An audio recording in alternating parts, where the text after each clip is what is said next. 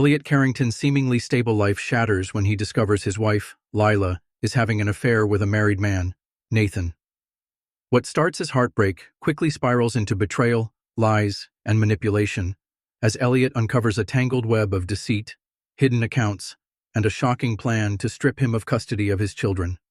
Fueled by anger and determination, Elliot fights back, exposing secrets that threaten to ruin lives and shake the foundation of his family. But as the battle intensifies, the question remains: how far will betrayal push a man before he breaks? Welcome back, and thank you for tuning in to the Cheating Diaries. We appreciate every single one of you. Let us know where you're watching from in the comments. We love hearing from you. Now let's dive into today's story. Elliot Carrington wiped the sweat off his brow as he packed up his tools.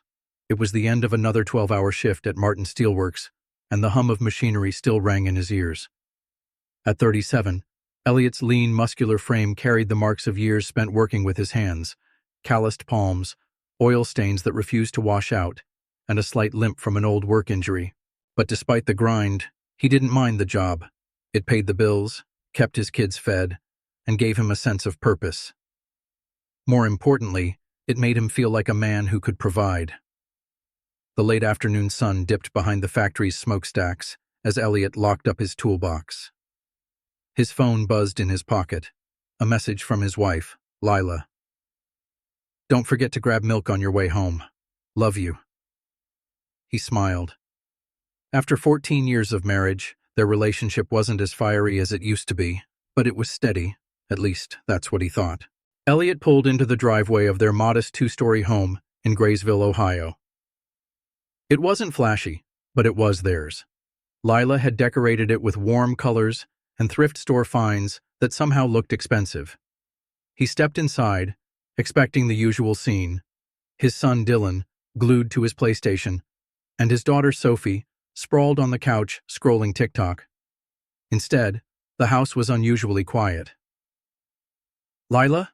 he called out. "In here!" Her voice came from the kitchen.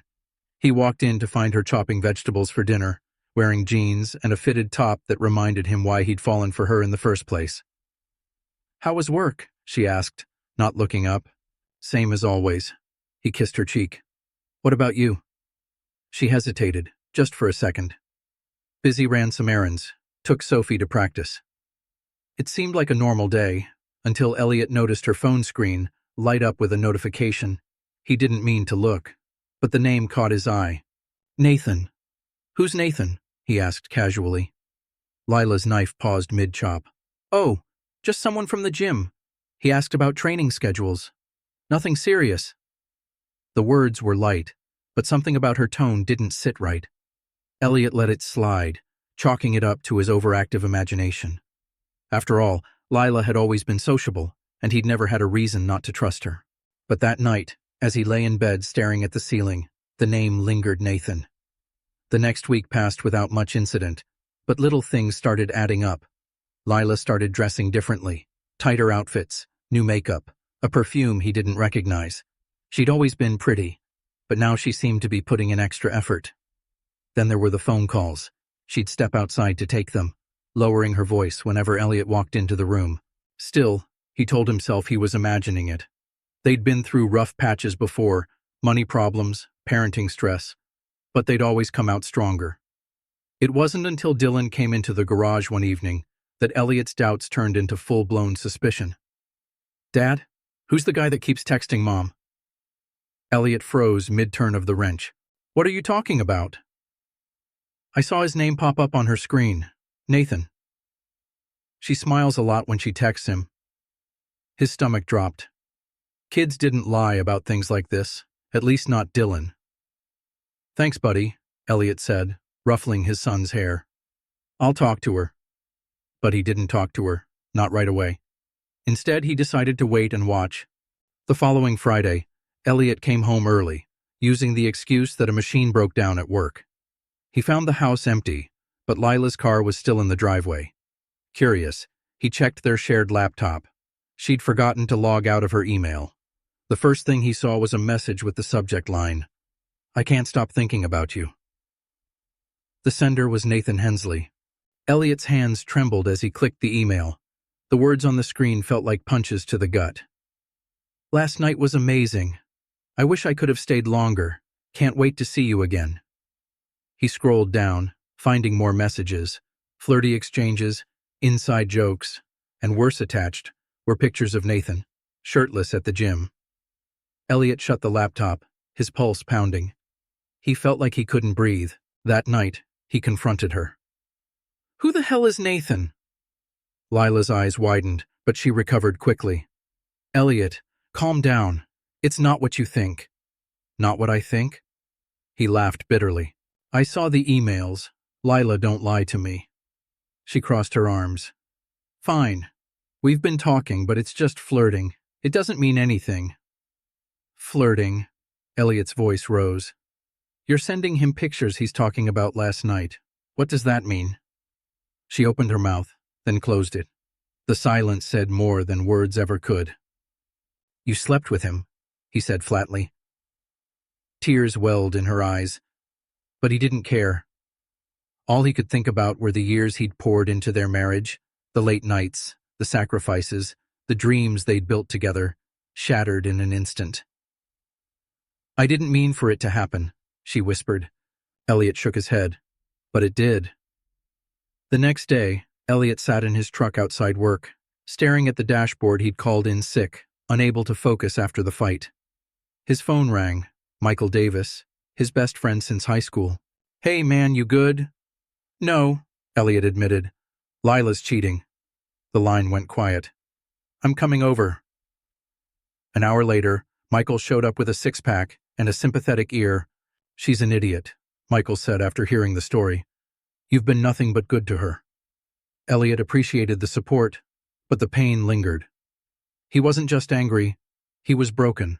But as the night wore on, anger started replacing heartbreak. Lila hadn't just betrayed him, she'd humiliated him, and Elliot wasn't the type to go down without a fight. Elliot sat in his truck, staring at his phone. The screen dimmed, reflecting his tired face. It had been 2 days since Lila admitted to the affair, and the words still echoed in his head. "I didn't mean for it to happen." But it did. He had spent the last 48 hours replaying every conversation, every late night she'd claimed to be out with friends, and every moment he'd trusted her without question. He wanted to believe it was just a mistake, one stupid choice that spiraled out of control. But the emails told a different story. This wasn't a one-time slip. It was calculated, ongoing. And it wasn't just the betrayal. It was the fact that she had lied so easily, smiling at him across the dinner table while texting another man. Elliot's grip tightened on the steering wheel. He needed answers. That evening, Elliot waited until Lila left for her yoga class. He followed her, keeping a safe distance as she drove across town. She didn't go to the gym. Instead, she pulled into the parking lot of the Westport Inn, a small, tucked-away motel on the edge of town. Elliot parked across the street, his pulse pounding as he watched her step out of the car.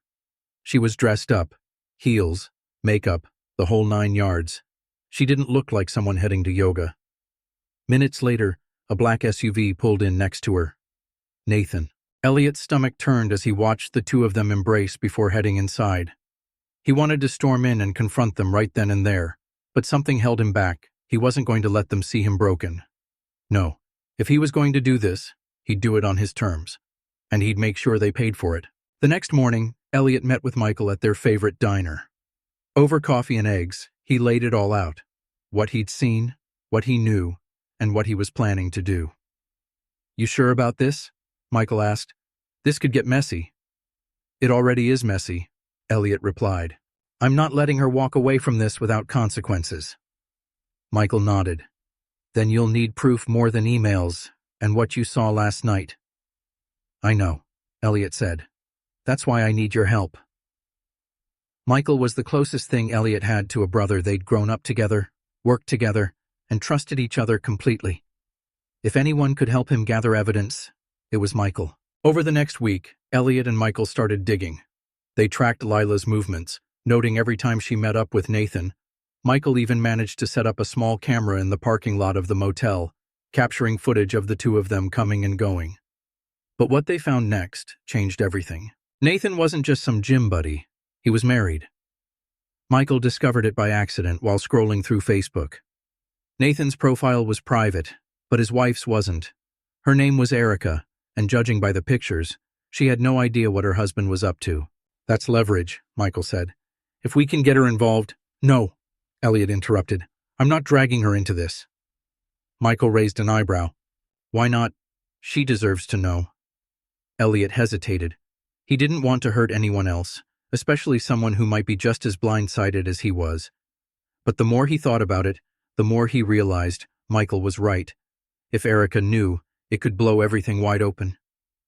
Elliot sat outside Erica's house for nearly an hour before he finally knocked. She opened the door, confused but polite. "Can I help you?" "Erica, right?" Elliot's voice was steady, but his hands trembled. "I need to talk to you about your husband." Her expression shifted instantly. Confusion turned to suspicion. "Who are you?" "My name's Elliot Carrington," he said. "I think you should sit down." Erica didn't cry. She listened. She asked questions and then she got angry. "He told me he was working late," she said, pacing the living room. "All those nights I trusted him. I feel like such an idiot." "You're not," Elliot said. "Trust isn't stupid." Erica stopped pacing and looked at him. "So what do we do now?" Elliot didn't have a plan, not yet. But he knew one thing. He wasn't going to let Nathan and Lila walk away without consequences. Over the next few days, Elliot and Erica worked together to gather more evidence. Erica went through Nathan's phone records, finding even more incriminating texts and calls. Meanwhile, Elliot compiled everything he had, emails, photos, videos, and put together a file that painted a clear picture of what was happening. It wasn't just about revenge anymore. It was about taking back control. One night, Elliot got a call from Dylan. "Dad, Mom's acting weird." His stomach dropped. "What do you mean?" "She's been crying a lot, and she said something about you leaving us." Elliot clenched his jaw. He hadn't told the kids anything yet, but it was clear Lila was starting to panic. She must have sensed something was coming.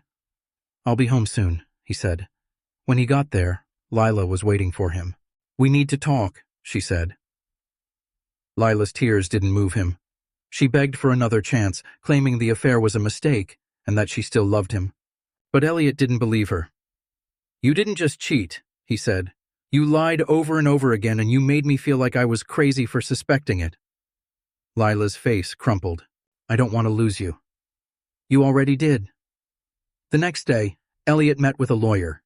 He wasn't going to let Lila manipulate him into staying. He wanted full custody of the kids and enough evidence to ensure she couldn't take him to the cleaners in court.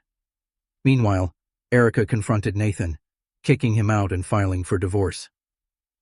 The fallout was swift. Nathan's reputation at work took a hit when rumors of the affair spread. Lila, too, started losing friends as the truth came out. But Elliot wasn't done yet. He had one more move to make. Before we move forward, make sure to like, share, and subscribe to the channel if you're enjoying this story. Drop a comment and let us know what you think so far. We'd love to hear your thoughts. Elliot leaned back in his lawyer's office chair, his knuckles white as he gripped the edge of the desk. Across from him, his attorney, Mark Reynolds, flipped through the evidence file Elliot and Erica had compiled.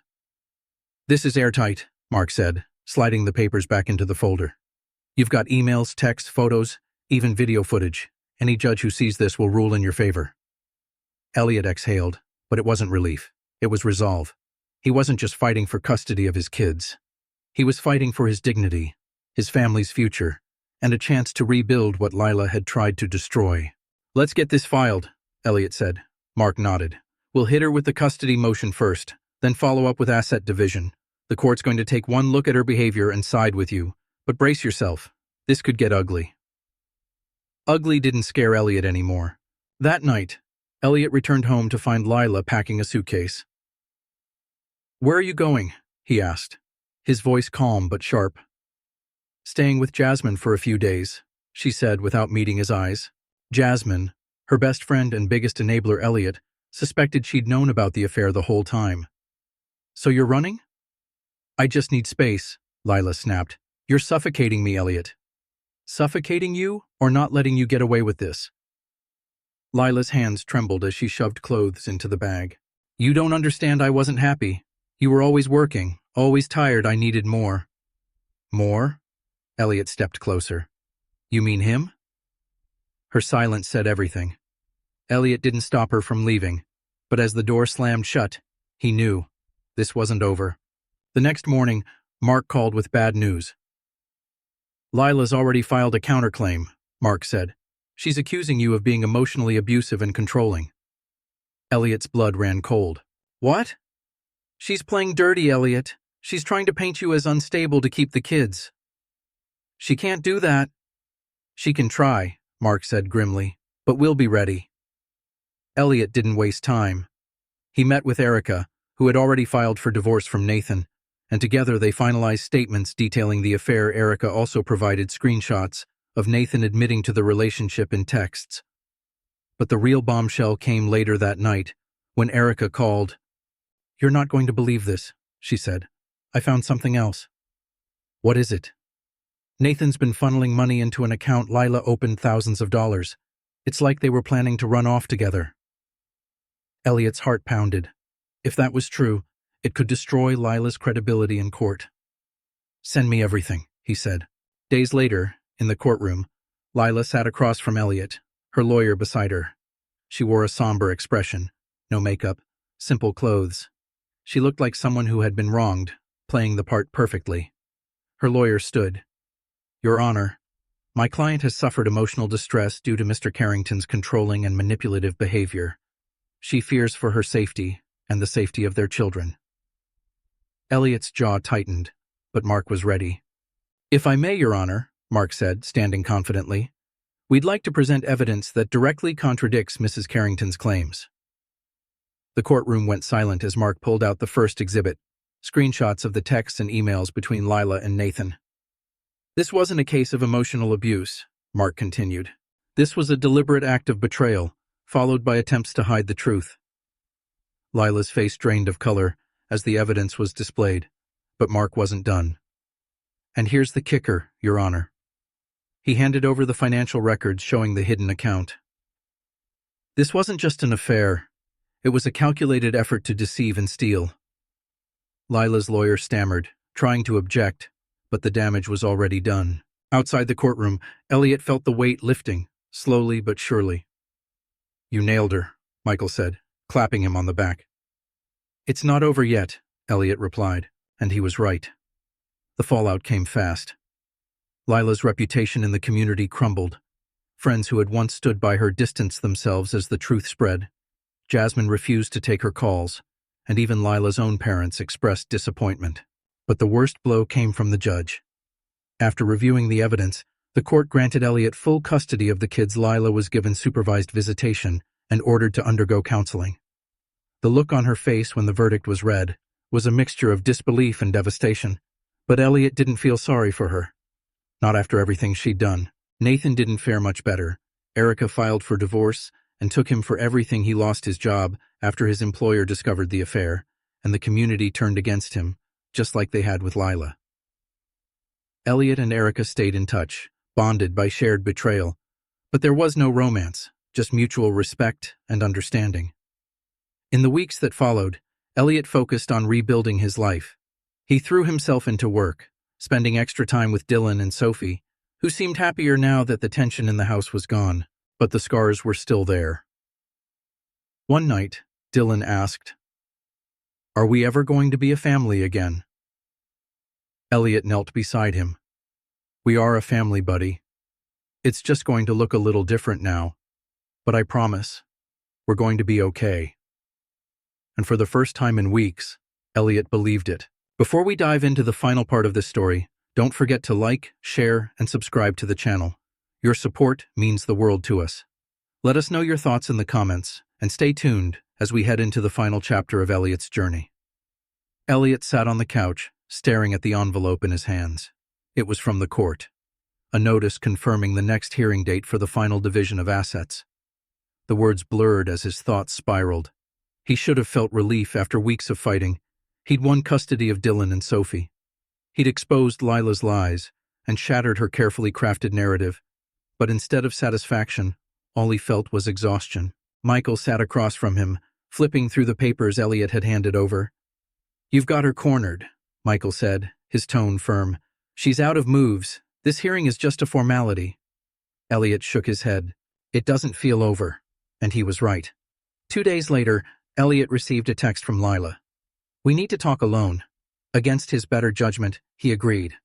They met at a coffee shop on the outskirts of town. Lila looked rough, dark circles under her eyes, her once perfect hair now tied back in a messy bun. "I need you to stop," she said, her voice trembling. Elliot leaned back, arms crossed. "Stop what? Dragging this out, you won. You got the kids. What more do you want?" Elliot's jaw clenched. "I want the truth." Lila looked down at her coffee. "I already told you everything." "No, you told me what you thought I wanted to hear, but you left out the part where you and Nathan plan to run off together." Her head snapped up. "Who told you that?"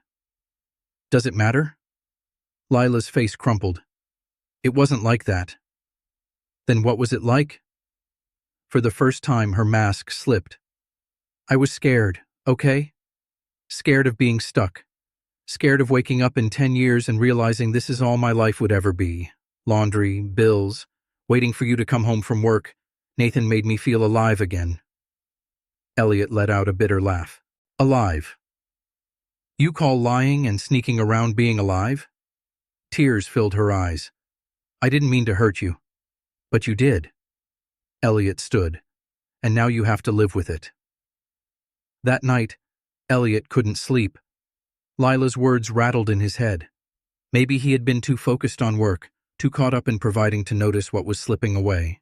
But did that justify what she'd done? No. The next day, Erica called. "Nathan's trying to make a deal," she said. "What kind of deal?" "He's offering to testify against Lila in exchange for a reduced settlement." Elliot's mind raced. If Nathan flipped, it could lock everything in place. The custody, the finances, the reputation Lila had tried so hard to destroy. "Let him talk," Elliot said. The courtroom was packed for the final hearing. Reporters lined the hallways, drawn to the scandal that had rocked their quiet town. Nathan took the stand, and the tension was palpable. "I didn't know what I was getting into," Nathan said. "At first, it was just flirting. Then she started talking about leaving Elliot and taking the kids. She said they'd be better off with us, that Elliot didn't give them the life they deserved." Lila's lawyer objected, but the damage was done. "And the money transfers?" Mark pressed. Nathan nodded. "She said it was for the kids' future, that Elliot wasn't planning for them the way we were." Gasps rippled through the courtroom. Lila buried her face in her hands. Outside the courthouse, Erica met Elliot on the steps. "You did it," she said. He nodded, but the victory felt hollow. "It's not just about winning," Elliot said. "It's about making sure this never happens again." Later that night, Dylan and Sophie climbed onto the couch beside him. "Are we safe now, Dad?" Sophie asked. Elliot wrapped his arms around them. "Yes, sweetheart, we're safe." And for the first time, he believed it. Thanks for sticking with this story. If you're enjoying it, don't forget to like, share, and subscribe. Drop a comment and let us know your thoughts. Elliot stood in his garage, the faint smell of motor oil lingering in the air as he ran his hands over the workbench. It used to be his escape, a place to clear his head and fix things, but tonight, his thoughts were anything but clear. His phone buzzed. "Check your email now." It was Erica. Elliot grabbed his laptop and opened the attachment she'd sent. What he saw made his blood boil.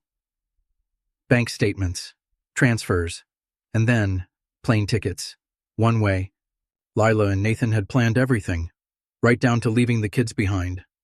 The next morning, Elliot met with Mark. "This changes everything," Mark said, flipping through the pages. "These transfers prove she was planning to abandon the kids. The judge won't just rule in your favor. This could lead to criminal charges." But Elliot wasn't thinking about the courtroom.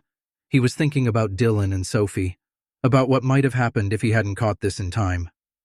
"Let's make sure this sticks," Elliot said. Later that day, Elliot drove to Lila's temporary apartment, his heart pounding. He knocked, and when she opened the door, her face fell. "What are you doing here? We need to talk." She stepped aside, letting him in. The place was sparse, half-packed boxes and empty wine bottles scattered across the floor. "What's this about?" Elliot pulled out the documents. "Explain this." Lila's face paled as she scanned the papers. "Where did you get this? Does it matter?" Tears welled in her eyes. "It wasn't what it looks like." "Don't," Elliot snapped. "Don't lie to me again." She flinched, but didn't respond. "Were you really going to leave?" Her silence said everything. Back in court, the evidence sealed Lila's fate. Mark laid it all out: emails, texts, financial transfers, and the plane tickets. The judge's face darkened as he listened, and when it was over, Lila's lawyer didn't even try to defend her. "Given the evidence," the judge said, "I find Mrs. Carrington unfit for primary custody. Custody is awarded solely to Mr. Carrington, and any visitation rights will be contingent upon psychological evaluation and counseling." Lila broke down in tears, but Elliot didn't feel sorry for her, not anymore. After the hearing, Erica met him outside. "You okay?" Elliot nodded. "I will be." They stood in silence for a moment before Erica handed him an envelope. "What's this?" "Proof that Nathan's been hiding money offshore," she said. "It might help you close the door on this once and for all." Elliot smiled for the first time in weeks. Nathan didn't go down without a fight, but Erica's evidence exposed him completely. By the end of the month, his assets were frozen, his reputation destroyed, and his career in ruins. As for Lila, she tried to rebuild, but the fallout followed her everywhere. She moved to a smaller town, working at a dead-end job and seeing the kids only during supervised visits. Elliot, on the other hand, started to heal. He focused on his work, spent more time with Dylan and Sophie, and even started volunteering at a youth mentorship program. Slowly but surely, the pieces of his life came back together. One evening, Dylan found Elliot in the garage. "Can I help?" he asked, pointing at the car engine Elliot had been working on. Elliot smiled. "Of course." They spent the next hour side by side, and for the first time in a long time, Elliot felt like things were finally falling into place. Before we move into the final chapter, don't forget to like, share, and subscribe to the channel. We'd love to hear your thoughts in the comments. What would you have done in Elliot's shoes? Stay tuned for the final part of this story. Elliot leaned against the hood of his truck, staring out at the horizon as the sun dipped below the trees. The air was cool, but his skin burned with tension. He'd won the custody battle, but something still gnawed at him. Lila's desperation had been clear in court, but Elliot couldn't shake the feeling that she wasn't finished. People like her didn't go down quietly. His phone buzzed. It was Erica. "Call me now." Elliot's stomach dropped. When he called, Erica's voice was sharp. "Nathan's trying to disappear." "What?" "He's moving money again, small transfers this time, and guess what Lila's name is on one of the accounts?" Elliot's grip tightened on the phone. "You're kidding." "I wish I was." Erica sighed. "He's covering his tracks, and if we don't act fast, he might get away with it." Elliot's mind raced. He'd already taken Lila down in court, but this wasn't just about custody anymore. This was about making sure neither of them escaped the consequences. The next morning, Elliot met with Mark to discuss the new evidence. "We need to freeze the accounts," Mark said. "If he's trying to move the money offshore, we can hit him with fraud charges." "And Lila?" Elliot asked. Mark's expression darkened. "If she's involved, it'll only make her case worse, but we need more proof." That night, Elliot found himself back at the garage, pacing. He couldn't sit still.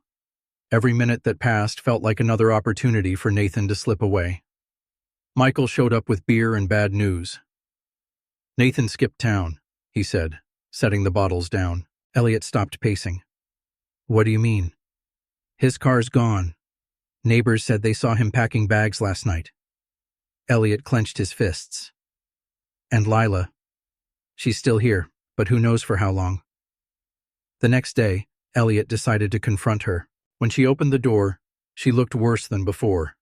Messy hair, dark circles, and eyes red from crying. "What do you want?" she asked.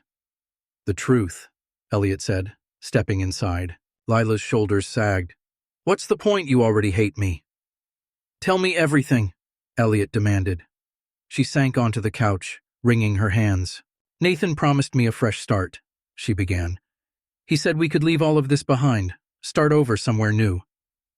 With the kids? No. Her voice broke. He didn't want them. Elliot's chest tightened. So you were just going to leave them behind? Tears streamed down her face. I didn't know what else to do. I thought you'd fight me for custody and win. I thought they'd be better off without me.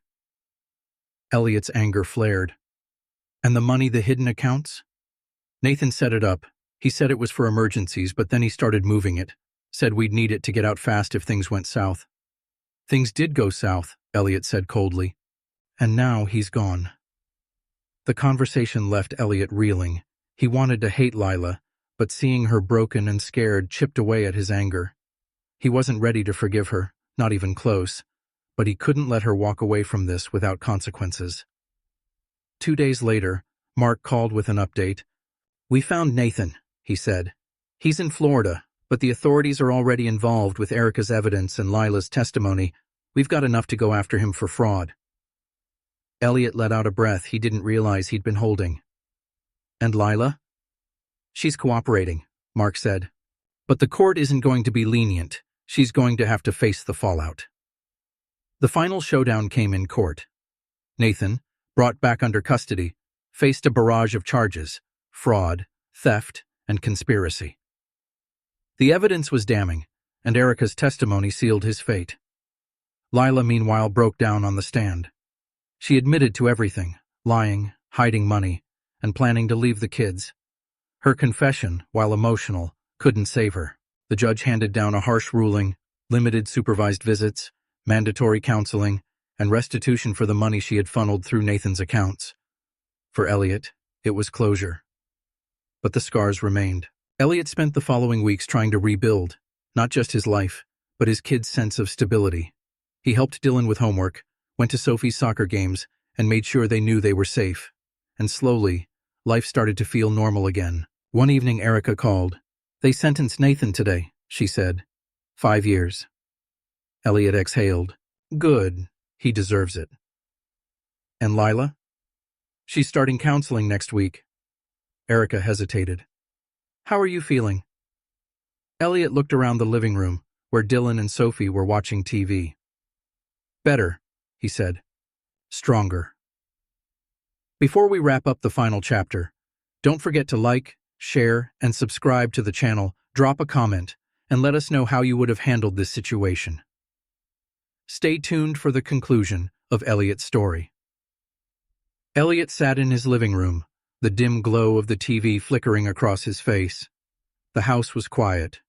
Too quiet. Dylan and Sophie were asleep upstairs, and for the first time in weeks, Elliot felt the weight of everything catch up to him. He had won the legal battles, exposed the lies, and ensured Nathan faced justice. But the scars left behind weren't so easy to fix. His phone buzzed on the table. It was Erica. Can we meet? It's important. Elliot hesitated. He wasn't sure he had the energy for another bombshell, but something in her tone pushed him to reply. Where? They met at the same diner where they'd first hatched their plan. Erica looked different, lighter, almost relieved, but there was tension in her eyes. I got a call from Nathan's lawyer, she said, sliding a file across the table. Elliot opened it, his stomach twisting as he scanned the documents. It was a list of Nathan's offshore accounts that hadn't been disclosed during the trial. He hid more money than we thought, Erica said. A lot more. Elliot's jaw tightened. And you think Lila knew? Erica nodded.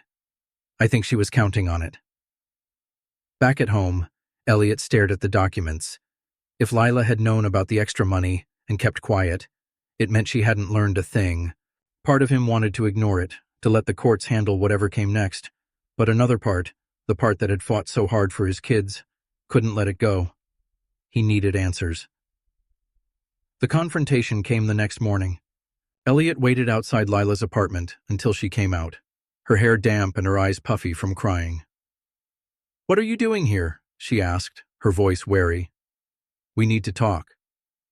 "I have nothing left to say." "Well, I do." Elliot held up the file. "Recognize this?" Lila froze. "Where did you get that?" "Does it matter?" Elliot stepped closer. "You lied. Again. You knew Nathan had more money stashed away, and you didn't say a word." Tears welled up in her eyes, but Elliot didn't let up. "This wasn't just about hurting me," he said. "You were willing to put our kids through hell for this." Lila's shoulders slumped. "I didn't know how to stop," she whispered. "You start by telling the truth." She shook her head. "It's too late."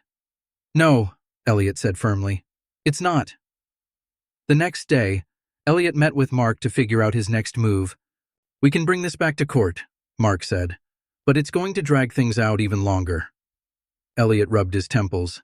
He was tired, so tired, but he couldn't let this slide. "What happens if we don't?" Mark frowned. Lila could use this to leverage her way back into the kids' lives. She could spin it to make herself look like a victim again. Elliot's jaw tightened. "Then we fight." When Lila was served with new papers, she didn't take it well.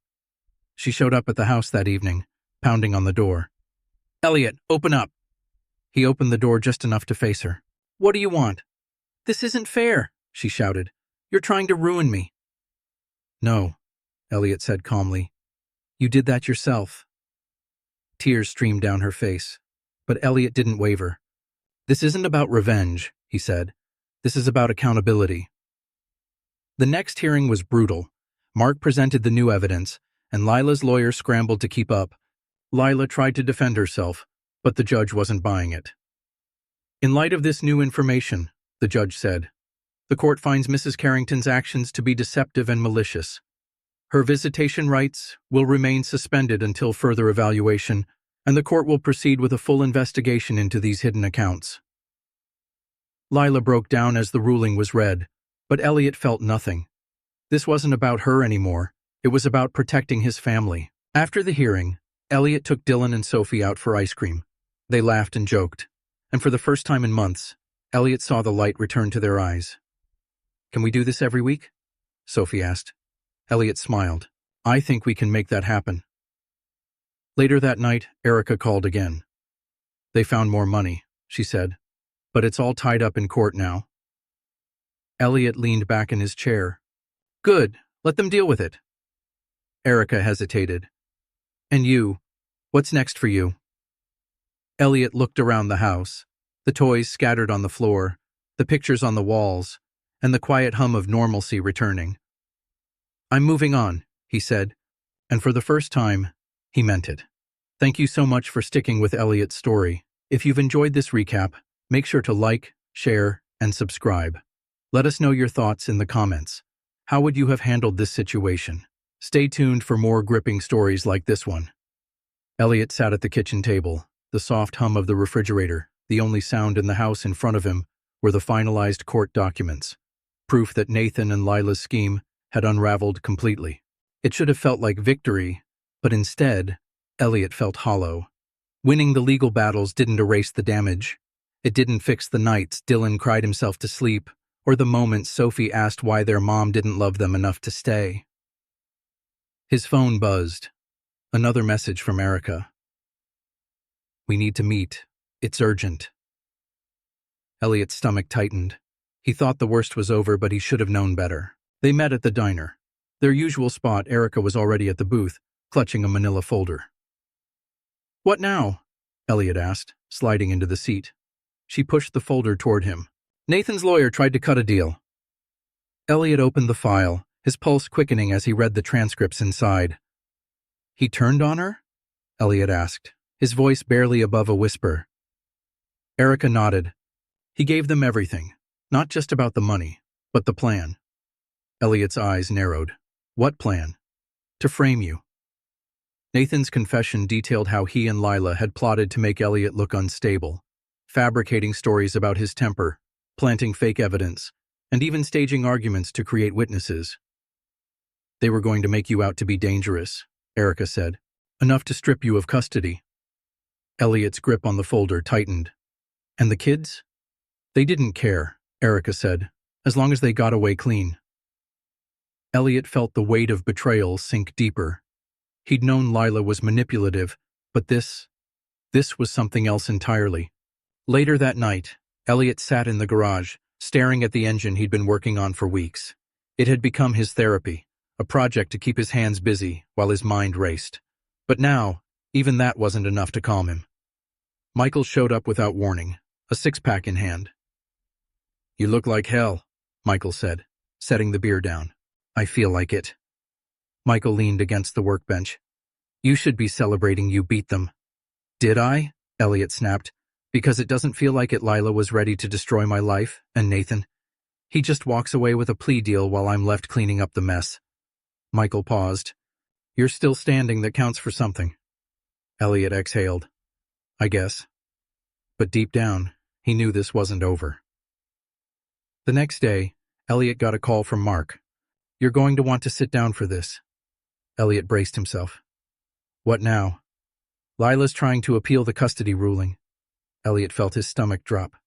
"She's claiming emotional instability caused by the stress of the trial," Mark explained. "She's also accusing you of parental alienation." Elliot slammed his fist on the counter. "Are you kidding me after everything she's done?" Mark's voice was calm. "We'll fight it, but she's not giving up easily." The next hearing was different. Lila looked polished, calm, like the woman Elliot had fallen in love with years ago, but her performance couldn't hide the cracks. Mark tore through her claims, presenting Nathan's confession, the financial evidence, and testimony from Erica. By the time Lila took the stand, her carefully rehearsed answers started to unravel. "You told the court you were acting in the children's best interests," Mark said. "So why did you plan to leave them behind?" Lila stammered. I wasn't thinking clearly." "That much is obvious," Mark shot back. "And yet, you expect this court to believe you're fit to be a parent?" Tears welled in Lila's eyes, but the judge's expression was cold. "This court has seen enough," the judge said. "The previous ruling stands. Custody remains with Mr. Carrington." After the hearing, Lila didn't even look at Elliot as she walked out. But for Elliot, it wasn't about her anymore. It was about Dylan and Sophie. Their future, their stability. Back at home, Elliot sat on the porch as the kids played in the yard. Erica stopped by holding a folder. "Tell me this isn't more bad news," Elliot said. She smiled. "Actually, it's good news. The fraud investigation into Nathan is wrapping up. He's facing more charges, and they're sticking this time." Elliot exhaled. Finally. Erica sat beside him. "And Lila? She's not my problem anymore." That night, Elliot tucked Dylan and Sophie into bed. "Dad?" Dylan asked. "Yeah? Are we safe now?" Elliot smiled. "Yeah, buddy, we're safe." And for the first time, he believed it. Before we head into the final chapter of Elliot's journey, make sure to like, share, and subscribe. Let us know in the comments how you would have handled this situation. Don't miss the conclusion. It's one you won't want to miss. Elliot stood in his driveway, watching Dylan and Sophie race each other down the sidewalk on their bikes. The late afternoon sun bathed the neighborhood in warm light, and for the first time in months, the weight on his chest felt lighter. It was over.